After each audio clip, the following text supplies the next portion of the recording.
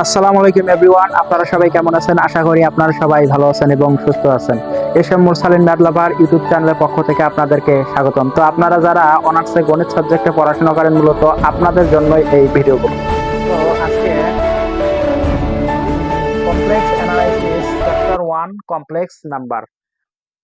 ইতিমধ্যে কিন্তু পার্ট 1 হয়ে গেছে, আজকে হবে পার্ট 1.1। তো আজকে আমি যে বিষয়ে কথা বলবো তা হচ্ছে একটি জটিল সংখ্যাকে কিভাবে রিয়েল পার্ট এবং ইমাজিনারি পার্টে লেখা যায়। এখানে যদি z equal x plus iy একটি জটিল সংখ্যা হয় তাহলে এখানে যদি z equal x plus iy একটি জটিল সংখ্যা হয় তাহলে এর রিয়েল পার্ট অর্থাৎ বাস্তব চলকটা কিভাবে বের করব এবং ইমাজিনারি পার্ট মানে কাল্পনিক অংশটা কিভাবে বের করব। তাহলে আমাদের লিখতে হবে যে এখানে যদি z equal x plus iy একটি জটিল সংখ্যা হয় তাহলে তাহলে বাস্তব বাস্তব মান যেটাকে আমরা কি বলি রিয়েল, তাহলে বাস্তব মান হচ্ছে কি রিয়েল অফ জেড। তাহলে জেড বলতে কি এক্স প্লাস আইওয়াই এর রিয়েল, অর্থাৎ এক্স প্লাস আইওয়াই থেকে কি রিয়েল কোনটা এক্স, অর্থাৎ যে পদে বা যে অংশে আই যুক্ত নেই তো সেটাই হচ্ছে কি বাস্তব মান। তাহলে ইকুয়াল কি হচ্ছে এক্স হয়ে যাচ্ছে, ঠিক কিনা? এখন আমরা যদি কাল্পনিক অংশটা বের করতে চাই তাহলে কি হবে, এবং ইমাজিনারি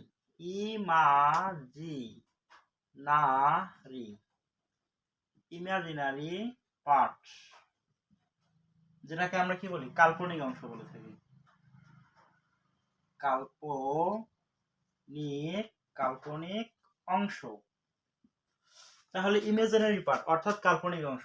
তাহলে এই যে জটিল সংখ্যাটা রয়েছে এখান থেকে আমাদের কি বের করতে হবে ইমাজিনারি পার্ট অর্থাৎ কাল্পনিক অংশটা বের করতে হবে। এখানে কিভাবে আমরা বের করব, তাহলে যে কাল্পনিক অংশ অর্থাৎ ইমাজিনারি তা আইএম থেকে কি বোঝায় ইমাজিনারি বোঝায়। তাহলে কোথা থেকে বের করব জটিল সংখ্যা থেকে, অর্থাৎ জটিল সংখ্যাটা বলতে জেড থেকে বের করতে হবে।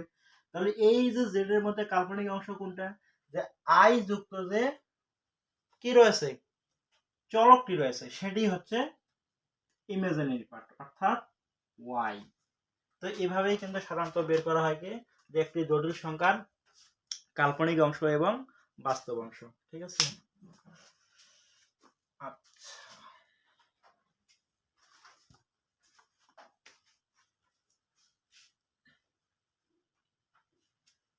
এখন আমরা দেখব কি জটিল সংখ্যার জ্যামিতিক উপস্থাপন।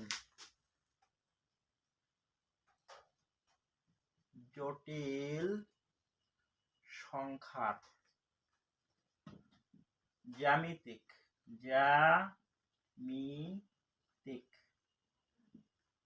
উপস্থাপন অর্থাৎ জটিল সংখ্যার জ্যামিতিক উপস্থাপন। তাহলে জটিল সংখ্যার জ্যামিতিক উপস্থাপন তার মানে কি জটিল সংখ্যা বলতে কি বোঝাচ্ছে যে z equal x plus i y এইটাকে আমাদের কি জ্যামিতিক ভাবে উপস্থাপন করতে হবে। কিরকম করে, আমাদের দুইটা অক্ষ নিতে হবে, একটা নিতে হবে কি এক্স অক্ষ এবং অপরটি নিতে হবে ওয়াই অক্ষ।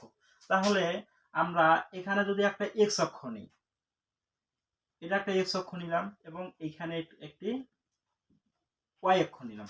আচ্ছা, তাহলে এক্স অক্ষ এবং ওয়াই অক্ষ পরস্পর কি জিরো বিন্দুতে মিলিত হয়েছে। এখন জিরো বিন্দু থেকে এক্স অক্ষে এক্স পরিমাণ দূরত্ব এবং ওয়াই অক্ষে দেখেন যে জিরো বিন্দু হতে এক্স অক্ষে এক্স পরিমাণ দূরত্ব এবং ওয়াই অক্ষ কি নিচের থেকে উপরের দিকে, অর্থাৎ নিচের থেকে উপরের দিকে কি ওয়াই পরিমাণ দূরত্বে একটা বিন্দু আমরা পি নিলাম, একটা বিন্দু কি নিলাম পি নিলাম, যার স্থানাঙ্ক হচ্ছে কি এক্স কমা ওয়াই। এখন মূল বিন্দু হতে পি বিন্দুর দূরত্বকে কি বলা হয় আর বলা হয়, এবং এখানে একটা কোণ উৎপন্ন হয়েছে যে কোণটা হচ্ছে কি কোণ থিটা কোণ। তাহলে এখানে এক্স অক্ষ এবং ওয়াই অক্ষের সাপেক্ষে আমরা বুঝতে পারতেছি যে একটি কার্তেশীয় স্থানাঙ্ক হয়েছে, কেননা পি অফ এক্স ওয়াই হচ্ছে একটা কার্তেশীয় স্থানাঙ্ক এবং আর থিটা এটি হচ্ছে কি পোলার স্থানাঙ্ক। এখন আমরা যদি ওপির মানটা যদি বের করতে চাই তাহলে আমাদের অবশ্যই কি করতে হবে পিথাগোরাসের উপপাদ্যটা ফলো করতে হবে। তো পিথাগোরাসের উপপাদ্যটা হচ্ছে কি, এখানে দেখা যাচ্ছে যে এটা একটা কি সমকোণী ত্রিভুজ হয়েছে, যেখানে এটা হচ্ছে কয় ডিগ্রি, 90 ডিগ্রি। এই 90 ডিগ্রি কোণের বিপরীত যে বাহুটা রয়েছে এই বাহুটাকে কি বলে, অতিভুজ বলে। অর্থাৎ আমরা যদি অতিভুজের মানটা বের করতে চাই তাহলে আমাদের পিথাগোরাসের উপপাদ্যটা কি করতে হবে, ফলো করতে হবে। তাহলে আমরা এখানে লিখতে পারি যে পিথাগোরাসের উপপাদ্য অনুসারে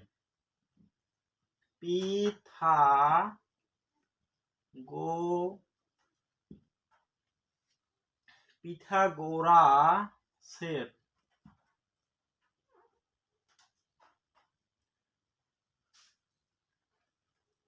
উপপাদ্য অনুসারে, অর্থাৎ পিথাগোরাসের কি অনুসারে, উপপাদ্য অনুসারে।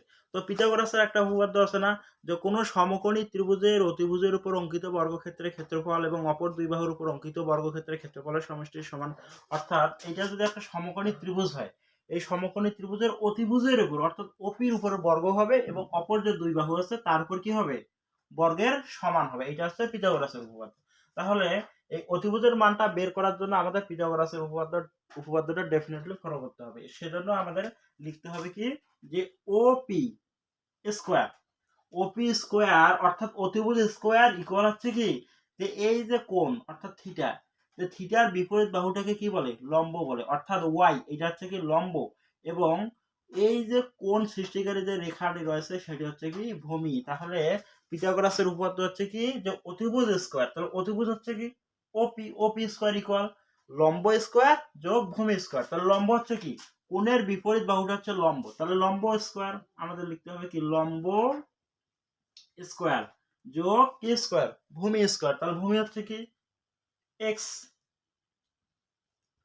আচ্ছা আমি আগে লিখি যে ভূমি স্কোয়ার। আচ্ছা, তো এখানে হচ্ছে কি ওপি স্কোয়ার ইকুয়াল, এখন লম্ব, লম্ব হচ্ছে কত, ওয়াই, এজন্য ওয়াই উপরে স্কোয়ার আছে স্কোয়ার দিয়ে দিই প্লাস, এখন ভূমি, ভূমি হচ্ছে কত এক্স, তাহলে এক্স এর উপর এক্স স্কোয়ার হয়ে যাচ্ছে। আচ্ছা, এখন ওপি, তাহলে ওপির মানটা এখানে কি দিয়েছে, আর দিয়েছে, অর্থাৎ মূল বিন্দু হতে পি বিন্দু পর্যন্ত যে দূরত্ব সেটাকে আর দ্বারা বোঝানো হয়েছে। এজন্য আমরা ওপির জায়গায় কি বসে দিব, আর বসে দিব, আর উপরে যে স্কোয়ার রয়েছে সেটি স্কোয়ারে থাকবে। আচ্ছা, তাহলে equal y square plus x square.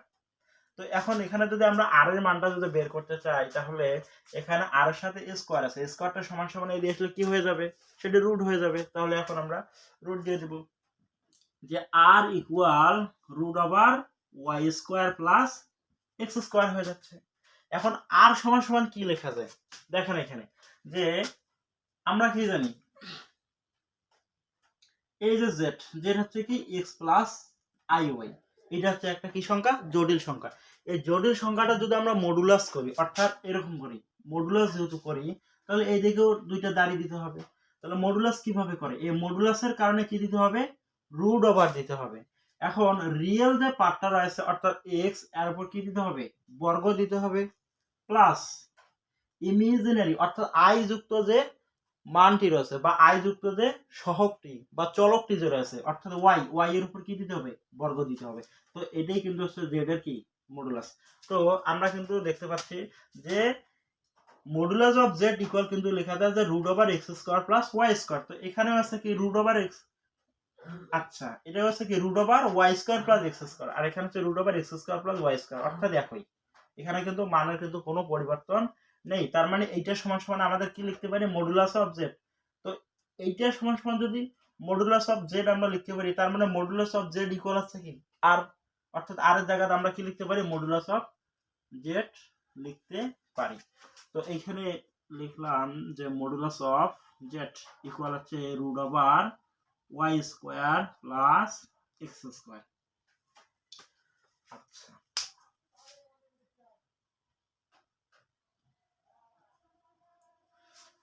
এখন পোলার স্থানাঙ্ক এবং কার্তেশীয় স্থানাঙ্কের সম্পর্ক হতে কিন্তু এক্স এবং ওয়াই এর দুইটা কিন্তু মান পাওয়া যায়, ঠিক আছে। যে পোলার ও কার্তেশীয়, কার্তেশীয়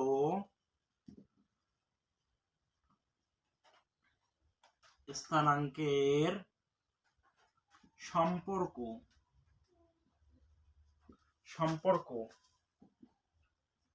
হতে পাই। তাহলে কি পোলার ও কার্টেসীয় স্থানাঙ্কের সম্পর্ক হতে পাই। তাহলে পোলার বলতে কি বোঝায় আর থিটা, এবং কার্টেসীয় স্থানাঙ্ক বলতে কি বোঝায় পি অফ এক্স ওয়াই, অর্থাৎ এক্স ওয়াইটাকে মিন করা হচ্ছে। তাহলে এই সম্পর্ক হতে আমরা এক্স এর কিন্তু মান পাই সেটা হচ্ছে কি এক্স ইকুয়াল হচ্ছে আর কস থিটা, এক্স ইকুয়াল হচ্ছে কি আর কস থিটা, এবং ওয়াই ইকুয়াল হচ্ছে আর সাইন থিটা। এগুলো কিন্তু এখন আমরা কিন্তু পাই, ঠিক আছে। তো এটাকে আমরা 1 নং ইকুয়েশন অর্থাৎ সমীকরণ দেব, এবং এটাকে 2 নং সমীকরণ আমরা দিয়ে নেব। আচ্ছা, এখন আমাদের যেটা করতে হবে সেটা হচ্ছে কি 1 নং সমীকরণ এবং 2 নং সমীকরণ কি বর্গ করে তারপরে কি যোগ করতে হবে, ঠিক আছে। তাহলে এখন আমরা এদিকে লিখব যে এখন 1 ও 2 নং সমীকরণকে বর্গ করি। আচ্ছা, এখন কি করতে হবে 1 ও 2 নং সমীকরণকে আমাদের কি করতে হবে বর্গ করতে হবে। তাহলে 1 নং সমীকরণ কোনটা? 1 নং সমীকরণ ইমপ্লাইজ দ্যাট, তাহলে 1 নং সমীকরণ হচ্ছে কি x ইকুয়াল আর cos থিটা, আর cos থিটা, অর্থাৎ যেহেতু বর্গ করতে হবে তার মানে কি উভয় পাশে স্কয়ার দিতে হবে, তার মানে x স্কয়ার, আর এখানে আছে কি আর cos থিটা, এটার উপর কি হবে স্কয়ার হয়ে যাবে। তার মানে এখানে কি হচ্ছে যে x স্কয়ার ইকুয়াল, দেখেন এই যে স্কয়ারটা কি আর এর সাথে আছে, এই স্কয়ারটা cos থিটার সাথে আছে, তাহলে স্কয়ারটা যখন আর এর সাথে হবে তখন কি হবে আর স্কয়ার হবে। তো এই জন্য আমি কি দিয়ে দিলাম আর স্কয়ার দিয়ে দিলাম। এখন স্কয়ারটা যখন cos থিটার সাথে হবে তখন কি হবে cos স্কয়ার থিটা হবে, cos স্কয়ার থিটা। অর্থাৎ এই 1 নং সমীকরণটাকে বর্গ করে কিন্তু আমরা এইটা পেলাম, ঠিক আছে। ঠিক অনুরূপ ভাবে আমাদের কি করতে হবে যে 2 নং সমীকরণটাকে কি করতে হবে বর্গ করতে হবে। তাহলে আমাদের কি লিখতে হবে যে 2 নং সমীকরণ ইমপ্লাইজ দ্যাট, the 2 নং সমীকরণ implies y equal r sin theta. তাহলে এটাকে যদি আমরা বর্গ করতে চাই তাহলে কি হবে যে y bracket square equal r sin theta bracket square হবে। তার মানে এখানে হচ্ছে কি y স্কয়ার ইকুয়াল, তাহলে অনুরূপ ভাবে এখানে যেমন স্কয়ারটা একবার r এর সাথে হয়েছে, স্কয়ারটা একবার cos থিটার সাথে হয়েছে, ঠিক এখানে স্কয়ারটা একবার r এর সাথে হবে, তার মানে r স্কয়ার হবে, এইভাবে r স্কয়ার হবে। এখন স্কয়ারটা যখন sin থিটার সাথে হবে তখন কি হবে sin স্কয়ার থিটা হবে, এই যে sin স্কয়ার থিটা। এখন আমরা যদি একটা কাজ করি যে x স্কয়ার এটাকে যদি 3 নং সমীকরণ দেই এবং এটাকে যদি 4 নং সমীকরণ দেই তাহলে কোনো সমস্যা নেই। এখন আমাদের টার্গেট হচ্ছে কি 3 ও 4 নং সমীকরণকে যোগ করা। তাহলে এখন আমরা লিখব যে এখন 3 ও 4 নং সমীকরণকে যোগ করি। আচ্ছা, এখন 3 ও 4 নং সমীকরণকে কি করতে হবে আমাদের যোগ করতে হবে। তাহলে 3 নং সমীকরণটা হচ্ছে কি দেখেন যোগ আমরা কিভাবে করব। এই যে 3 নং সমীকরণ হচ্ছে কি x square equal r square cos square theta, এবং 4 নং সমীকরণটা হচ্ছে কি যে y square equal r square sin square theta. অর্থাৎ আমাদের এখানে যেভাবে যোগ করতে হবে সেটা হচ্ছে এরকম যে এখানেও সমান সমান আছে, 3 নং সমীকরণেও সমান সমান আছে, 4 নং সমীকরণেও কিন্তু সমান সমান আছে, অর্থাৎ আমরা সমান সমানটা দিয়ে নেব। এখন সমান সমানের বাম পাশে কি আছে x স্কয়ার, এবং এই যে সমান সমানের বাম পাশে কি আছে x y স্কয়ার আছে, অর্থাৎ তার মানে কি বাম পাশের গুলো যোগ হয়ে যাবে, তার মানে কি হচ্ছে যে x square plus y square হয়ে যাচ্ছে, এবং ডান পাশের গুলো অনুরূপ ভাবে যোগ হয়ে যাবে।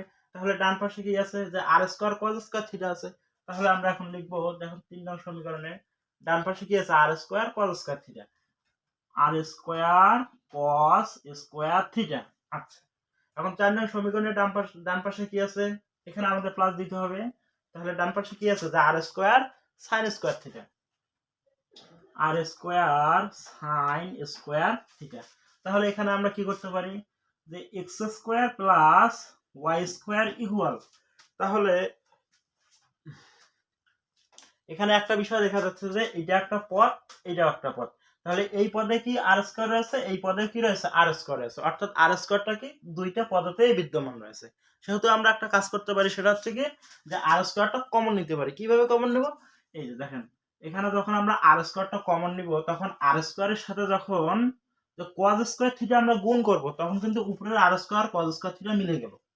তার মানে কি এইটা সমান এইটা, ঠিক আছে।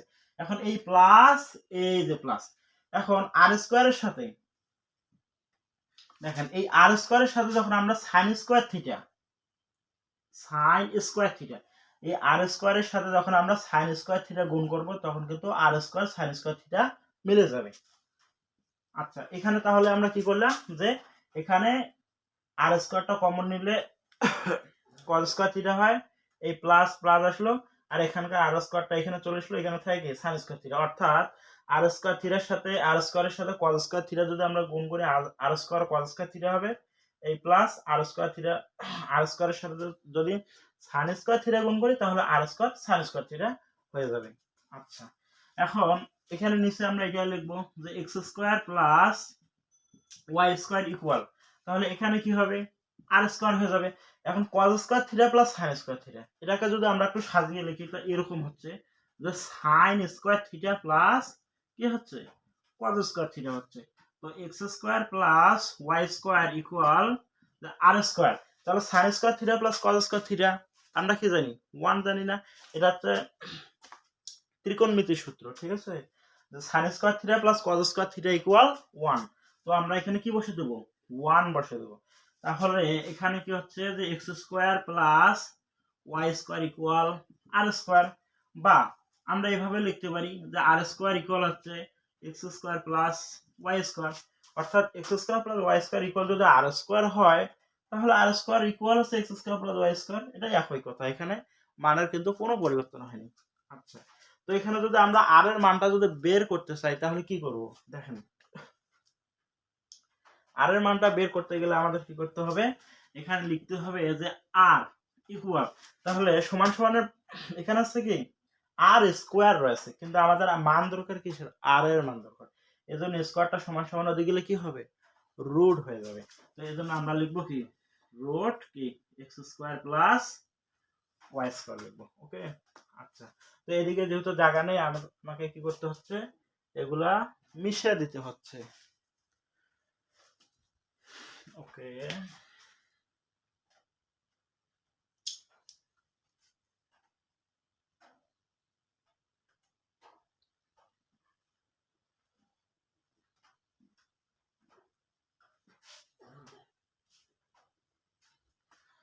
আচ্ছা, এখন আমাদের যেটা করতে হবে সেটা হচ্ছে এরকম যে 1 নং সমীকরণ কোনটা ছিল, যে ওই 1 নং সমীকরণ হচ্ছে কি x equal r cos theta, এবং 2 নং সমীকরণ হচ্ছে কি y equal r sin theta.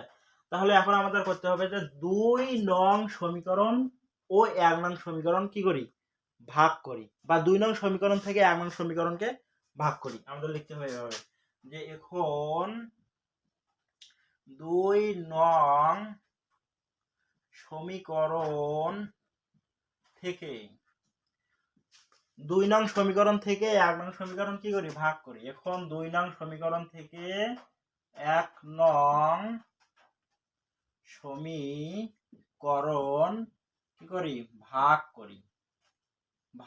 আচ্ছা, এখন 2 নং সমীকরণ কোনটা, এই 2 নং সমীকরণটা হচ্ছে y equal r sin theta, ঠিক আছে, এবং 1 নং সমীকরণ হচ্ছে x equal r cos theta. আচ্ছা, যেহেতু দুইটা সমীকরণেতে ইকুয়াল সমান আছে, সেহেতু আমি কি করব, সমানটা দিয়ে দেব। কি করতে বলছে, 2 নং সমীকরণ থেকে 1 নং সমীকরণ ভাগ করতে বলছে, এই জন্য আমি এই দিকেও ভাগ দেবো, এই দিকেও ভাগ দেবো। আচ্ছা, এখন 2 নং সমীকরণ থেকে, অর্থাৎ 2 নং সমীকরণটা লব হবে, 1 নং সমীকরণটা কি হরে কিন্তু হয়ে যাবে, ঠিক আছে। আচ্ছা, তো 2 নং সমীকরণ তাহলে কি হচ্ছে, প্রথমে y হচ্ছে লব, তার মানে এখানে বাম পাশে কি 2 নং সমীকরণের বাম পাশে y আছে, অর্থাৎ y টা হবে কি লব, এবং 1 নং সমীকরণ, তাহলে 1 নং সমীকরণের বাম পাশে x আছে, তার মানে x টা হবে কি হর। ঠিক অনুরূপভাবে সমান সমানের ডান পাশে আগে 2 নং সমীকরণটা লিখতে হবে কি r sin theta, r sin theta, এবং 1 নং সমীকরণের ডান পাশে কি আছে আর cos থিটা, এখানে লিখতে হবে কি আর cos থিটা। আচ্ছা, তো এখানে আমাদের অবশ্যই কিন্তু বা দিতে হবে, কেননা এখানে কি আছে ইকুয়াল আই মিন সমান সমান আছে, তাহলে কিন্তু এখানে আমাদের বা দিতে হবে। আচ্ছা, তো এখানে লিখতে হবে কি বা y বাই x ইকুয়াল, এখন আমরা জানি কি যে লব বাই হরে যদি একই রাশি একই সংখ্যা বা একই কোনো চিহ্ন যদি থাকে তাহলে কিন্তু আমরা কি দিতে পারি, কেটে দিতে পারি, কেটে দিলে কিন্তু কোনো সমস্যা নেই। দ্যাটস ওয়াই আমাদের কি করতে হবে, এই যে লবে অর্থাৎ উপরেও আর আছে নিচেও আর আছে, এগুলা কেটে দিলে কোনো সমস্যা নেই। তো কেটে দেওয়ার পর যেটা থাকে সেটা হচ্ছে কি উপরে সাইন থিটা থাকে এবং নিচে কি থাকে cos থিটা থাকে কিন্তু। আচ্ছা, তাহলে y বাই x, তাহলে আমরা একটা সূত্র জানি না যে sin theta by cos theta equal হচ্ছে কি tan থিটা, এজন্য আমরা কি দিয়ে দেব tan থিটা দিয়ে দেব। ওকে, আচ্ছা আমরা tan থিটা দিয়ে দিলাম। এখন আমরা যদি এটাকে এভাবে লিখি যে tan থিটা ইকুয়াল হচ্ছে কি y বাই x, এখানে আমরা কি করব যে থিটার মানটা বের করব। কিসের মান বের করব, থিটার মানটা বের করব। তার থিটার মানটা যখন আমরা বের করতে যাব তখন কি করতে হবে, এখানে থিটার সাথে ট্যানটা কি আকারে আছে, গুণ আকারে আছে। তো আমরা একটু সাজিয়ে লিখি যে ট্যান গুণন theta equal y by x। আচ্ছা, তো আমাদের টার্গেট হচ্ছে কি থিটার মান বের করা, তো এজন্য আমি কি করলাম যে থিটাটা রেখে দিলাম। তো থিটা ইকুয়াল আমরা জানি কি যে সমান সমানের বাম পাশে যদি গুণ আকারে থাকে তাহলে ডান পাশে গেলে কি হবে, সেটি ভাগ হয়ে যাবে। কিরকম, যে ট্যানের সাথে থিটা গুণ আকারে আছে, থিটার মানটা দরকার, থিটাটা বাম পাশে রেখে দিলাম, তাহলে ট্যানটা যেহেতু গুণ আকারে আছে দ্যাটস ওয়াই যে ট্যানটা সমান সমান ওইদিকে কি হয়ে যাবে, ভাগ হয়ে যাবে, অর্থাৎ ট্যানটা নিচে ভাগ হয়ে আসলো এবং উপরে কি আছে y বাই x, এজন্য উপরে y বাই xটা কি ঠিক থাকলো। অর্থাৎ এখানে কিন্তু একটা বিষয় সুস্পষ্ট, সেটা হচ্ছে কি যে y বাই xটা হচ্ছে লব এবং ট্যানটা হচ্ছে কি হর। তাহলে এখন থিটা মানটা যদি আমরা বের করতে চাই তাহলে এখানে আরো কিছু কাজ রয়েছে, সেটা হচ্ছে এরকম যে থিটা ইকুয়াল, দেখেন তো এটাকে আমরা এভাবে লিখতে পারি না যে 1/tan into y by x, কেননা y বাই x এর নিচে কোনায় বলতে কি আছে 1 আছে, তার মানে y বাই x ইন্টু 1, তার মানে কি y বাই x এ হয় এই যে ডিভাইড নিচে tan। আচ্ছা, তো এখন থিটা ইকুয়াল, এটাকে যদি আমরা এইভাবে লিখি যে tan ইনভার্স 1, তাহলে কি কোনো সমস্যা আছে, তাহলেও কিন্তু কোনো সমস্যা নেই, কেননা আমরা লগে একটা সূত্র পড়ছি, সেটা হচ্ছে এরকম যে a ইনভার্স n সমান সমান লেখা যায় কি ইকুয়াল লেখা যায় যে এই যে ইনভার্স, এই ইনভার্সের জন্য লেখা যায় যে 1 divided a to the power n। আচ্ছা, তো এখানে কি আছে যে tan ইনভার্স 1 আছে, কি আছে যে tan ইনভার্স 1, তাহলে কি এই যে ইনভার্সের জন্য আমরা কি লিখতে পারি 1 বাই দিতে পারি, তার মানে কি এই যে tan এর উপর 1, তার মানে 1, তার মানে কি tan এর উপর 1 দিলেও যে কথা না দিলেও সে কথা, তার মানে কি এই যে tan ইনভার্স 1 সমান সমান কি a inverse n equal 1 by a to the power n, এই সূত্রটা কিন্তু এখানে ফেলানো যাবে, কোনো সমস্যা নেই। তার মানে tan ইনভার্স 1 ইকুয়াল আমরা লিখতে পারি 1 বাই tan। আচ্ছা, এখানে আছে গুণন y বাই কি x, তো এই যে থিটা ইকুয়াল যে tan inverse y by x, তো এইটা হচ্ছে কি, এইটা হচ্ছে যে জটিল সংখ্যার কি মুখ্য আর্গুমেন্ট। প্রশ্নে যদি বলা থাকে যে জটিল সংখ্যার মুখ্য আর্গুমেন্ট নির্ণয় করে, তাহলে কিন্তু অবশ্যই যে জটিল সংখ্যাটাকে জ্যামিতিকভাবে উপস্থাপন করতে হবে এবং সেখানে যে পোলার স্থানাঙ্ক এবং কার্তেশীয় স্থানাঙ্ক এদের মধ্যে যে সম্পর্কে x এবং y এর মানগুলো পাওয়া যায়, এই মানগুলো থেকে কিন্তু কি মুখ্য আর্গুমেন্টটা আমাদের বের করতে হবে।